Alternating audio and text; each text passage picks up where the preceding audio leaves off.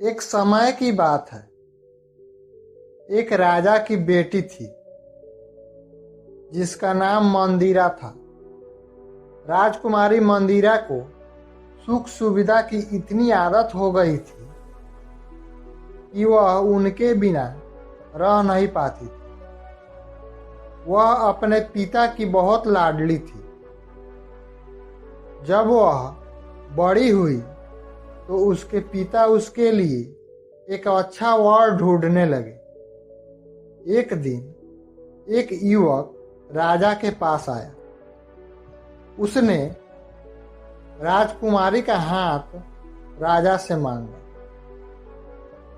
राजा ने बहुत देर तक उस युवक से बात की। उसके बाद वह उस युवक से राजकुमारी का विवाह करने के लिए तैयार हो गए।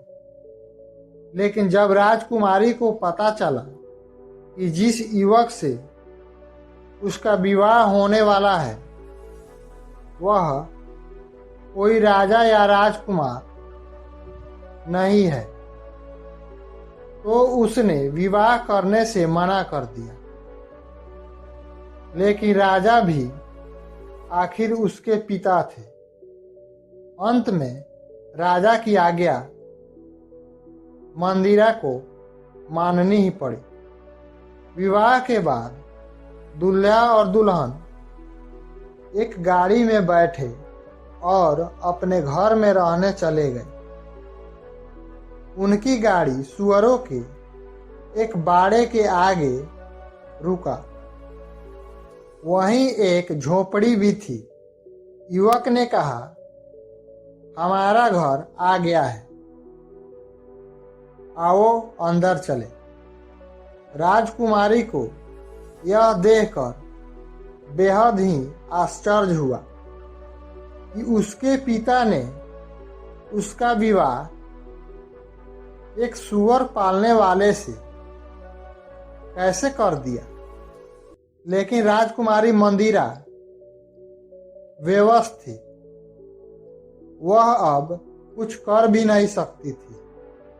उसके पति ने उससे कहा, अब यही तुम्हारा घर है, कल से तुम मेरे काम में मेरी मदद करना। राजकुमारी को यह सोचकर भी घिन आती थी कि उसके चारों ओर सूअर घूम रहे हैं, जबकि उसका पति आराम से वहीं रह रहा था। धीरे धीरे राजकुमारी को सूअरों के बीच रहने की आदत पड़ने लगी। वह अपने पति की मदद भी करने लगी। कुछ महीने बीत गए। अब राजकुमारी मंदिरा घर का सारा काम अपने आप करना सीख गई थी, बल्कि उसे यह सब करने में मजा आने लगा था। एक दिन अचानक उसका पति उससे बिना कुछ कहे कहीं चला गया। काफी देर तक वह वापस ही नहीं आया। फिर वहां एक बग्घी आई। देखने में यह किसी राजा की बग्घी लगती थी। बग्घी के कोचवान ने राजकुमारी मंदिरा से कहा, आपको हमारे राजा साहब ने बुलाया है, आइए मेरे साथ चलिए। मंदिरा अब कोई राजकुमारी नहीं बल्कि एक साधारण सूअर वाली थी। वह यह सोचकर डर रही थी कि राजा ने उसे क्यों बुलाया है। शायद मेरे पति से कोई गलती हो गई है क्या। राजकुमारी मंदिरा यह सोचते सोचते कोचवान के बग्घी में बैठकर राजमहल के लिए चली गई। और मंदिरा ने देखा कि यह उस राज्य के राजा का महल था जहां पर वह रहती थी। उसे राजा के सामने बुलाया गया। उसे समझ में नहीं आ रहा था कि उससे क्या भूल हो गई है। उसने हिम्मत करके राजा की ओर देखा। वह पूछने ही वाली थी कि उसे यहाँ क्यों बुलाया गया है। तभी उसे लगा कि उसने राजा को पहले कहीं देखा है।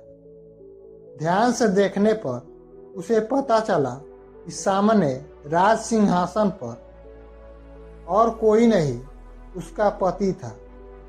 उसे इस तरह राजा के रूप में देखकर मंदिरा भी उसे तुरंत पहचान नहीं पाई। उसे सम्मान के साथ राजा के बराबर रखे हुए सिंहासन पर बैठाया गया। उसका पति वास्तव में उस राज्य का राजा था। राजकुमारी मंदिरा अब पहले जैसी जिद्दी और घमंडी भी नहीं रही थी, इसलिए वह अब रानी बनने के लायक थी। अब वह समझ गई थी कि कोई भी काम छोटा या गंदा नहीं होता है। इस कहानी से हमें यही सीख मिलती है कि यदि आप चाहें तो हर परिस्थिति में खुश रह सकते हैं।